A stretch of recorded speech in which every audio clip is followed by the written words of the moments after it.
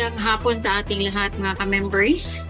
Alright, mga senior citizens dyan. Kumusta tayo dyan? Mga members ng SSS, PhilHealth, Pag-ibig, GSIS, and all the government agencies. No? Kumusta tayo dyan? Magandang balita tayong pag-usapan today. No?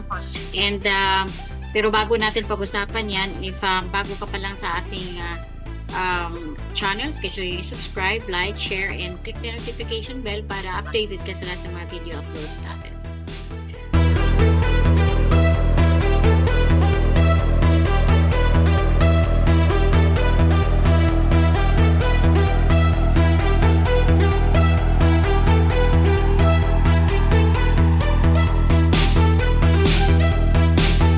Okay, so magandang araw sa ating lahat, especially sa mga senior citizens dyan, ating mga senior at pamilyang Pilipino.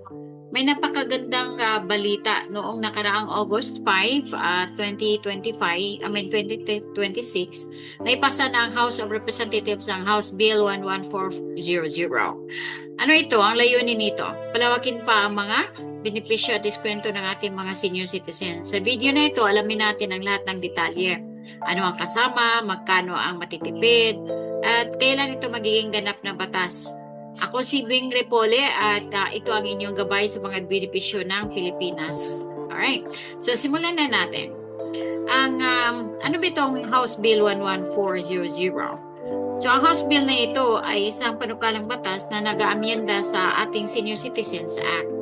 Alright, so ang layunin, siguraduhin na ang 20% discount at VAT exemption ay napapakinabangan sa lahat na nangangailangan ng ating mga or pangangailangan ng ating mga seniors. So hindi lang sa tindahan kundi pati online. Okay, so mahilig sa mga online dyan. Alright, sa online na lang bumili ng mga gamot, pwede pa rin, no? May 20% pa rin discount yan, okay? Sa Mercury man yan or sa anong drugstore man yan, okay? So, ito yung mga expanded discounts, mga listahan, ano-ano ba yung mga pwedeng magkaroon tayo ng discounts, no? Mga senior citizens. So, ang karagdagang mga benepisyo na kasama sa panungkala, no? Gamot at vitamins.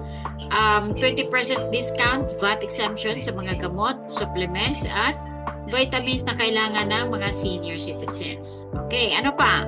Aside sa gamot at vitamins, kuryente at tubig. So, 20% discount din sa kuryente hanggang 200 kilowatt na per hour, kWh. At tubig hanggang 30 cubic meters bawat buwan. Okay, so yan ang kuryente at tubig. Ano pa? Online purchases. Pwede nang gamitin ang senior citizens card kahit bumili online. Toll fees, diskwento rin sa mga toll gate. Pag ikaw ay masasakyan, no? Punta ka sa mga ang tawag dito yung mga malalaking mga road, no? May kailangan magbayad ng toll fees, may diskwento din. Okay, meron sa mga toll gate. Alright, so iba pang serbisyo, kasama na ang mga serbisyong medikal at iba pa. Okay? So malagang malaman na ipasa pa lang ito sa House, kailangan pang dumaan sa Senado, maaprubahan at pirmahan ng Pangulo bago maging batas. Hindi pa natin magagamit ang mga bagong diskwento ngayon, pero papalit na or papalapit na tayo. Okay, so habang hinihintay natin yan, narito ang pwede ninyong gawin.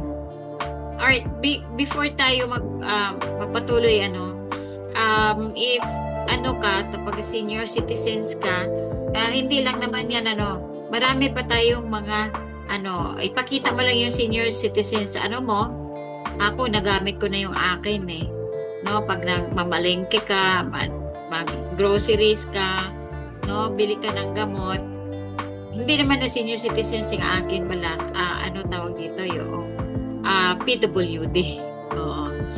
So, if dagdag lang ito, no, PWD ka, senior citizens pa, pero hindi ka pa inanuhan ng discount. Kasi dati naman to meron Ewan ko ba, hindi ko maintindihan ito, pero ito ngayon, talagang may House Bill, no? Panukala talaga na lahat na Dati naman yan, di ba? Gamot, vitamins.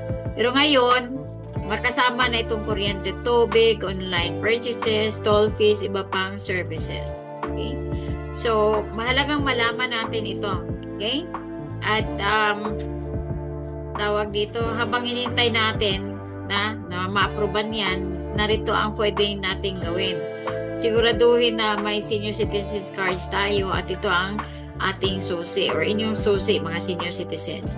Magtanong sa inyong local government unit or OSCA tungkol sa updates. I-share ang balitang ito sa pamilya at kaibigan para walang maiiwan. Okay.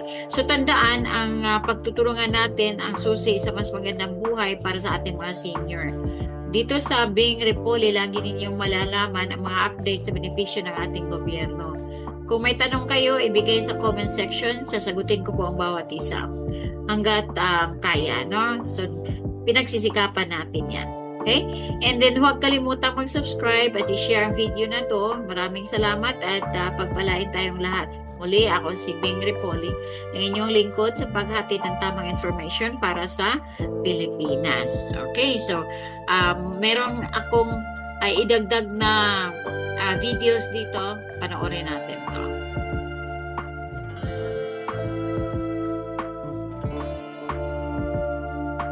Okay, panoorin natin yan.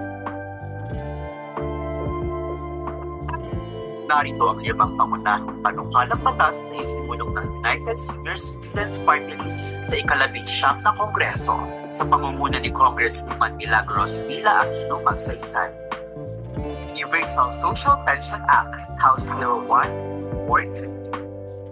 Ang panukalang ito ay naglalayong bigyan ng buwan ng pensyon ang lahat ng senior citizens sa bansa, isang kada buwan para sa mga indigent at 500 para sa non-indigent na magiging isang rin sa loob ng 5 taon. Layunin nitong gawing universal ng social pension para sa edad ng bawat nakatatanda. Ang Act Law for Senior Citizens House Bill 661. Batas nito na maprotektahan ng mga senior citizens laban sa anumang uri ng pang-aabuso, pisikal, emosyonal at pinansyal. Ito ay hakbang tungo sa isang lipunang may respeto at malasakit sa matatanda.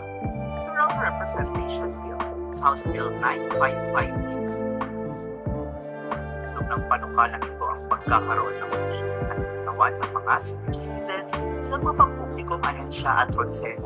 Ito ay upang masiguro na may boses ang nakatatanda sa paggawa ng mga patakaran at proyekto ng pamahalaan. Standard Senior Citizens Benefits Bill, House Bill 11400. Nilalayo ng batas na ito na palawakin pa ang mga benepisyo para sa mga senior citizens. Kasama rito ang dagdag ng diskwento, libreng serbisyo at mas malawak na access sa social programs. Aktibong co-authorship at suporta sa ibang panukalang batas. Bilang kinatawan ng mga nakatatanda, si Congresswoman Magsaysay ay co-author ng mga panukala na magkikinabang ng mga citizens at loob sa bayanan.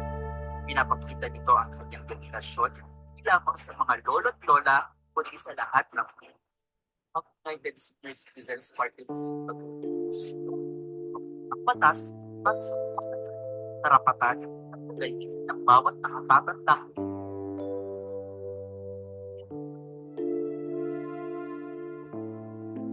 Alright. So, yun yung 5 pangunahing panukalang batas na isinulong ng senior citizens. Iba naman to, no? At kasama pa rin itong mga benefits para sa mga senior citizens. Alright? Narito ang 5 pangunahing panukalang batas na isinulong ng United Senior Citizens Party List sa ika-19 na Kongreso sa pangunguna ni Congresswoman Milagros Mila Aquino Magsaysay. Universal Social Pension Act, House Bill 10422. Ang panukalang ito ay naglalayong bigyan ng buwan ng pensyon ang lahat ng senior citizens sa bansa, 1,000 kada buwan para sa mga indigent at 500 para sa non-indigent na magiging 1,000 rin sa loob ng 5 taon. Layunin nitong gawing universal ang social pension para sa dignidad at seguridad ng bawat nakatatanda. Anti-Abuse Law for Senior Citizens House Bill 661. Layunin ng batas na ito na maprotektahan ng mga mga senior citizens laban sa anumang uri ng pang-aabuso, pisikal, emosyonal at pinansyal. Ito ay hakbang tungo sa isang lipunang may respeto at malasakit sa matatanda. Electoral Representation Bill, House Bill 9558. Isinusulong ng panukalang ito ang pagkakaroon ng opisyal na kinatawan ng mga senior citizens sa mga pampublikong ahensya at konseho. Ito ay upang masiguro na may boses ang nakatatanda sa paggawa ng mga patakaran at proyekto ng pamahalaan. Expanded Senior Citizens Benefits Bill, House Bill 11400. Nilalayon ng batas na ito na palawakin pa ang mga benepisyo para sa mga senior citizens. Kasama rito ang dagdag na diskwento, libreng serbisyo at mas malawak na akses sa social programs. Aktibong co-authorship at suporta sa ibang panukalang batas. Bilang kinatawan ng mga nakatatanda, si Congresswoman Magsaysay ay co-author rin ng ilang mga panukala na magkikinabang ng mga senior citizens at buong sambayanan. Ipinapakita nito ang kanyang dedikasyon hindi lamang sa mga lolo't lola, kundi sa lahat ng Pilipino. Ang United Senior Citizens Party List ay patuloy na nagsusulong ng mga makabuluhang batas para sa kapakanan, karapatan at kagalingan ng bawat nakatatandang Pilipino.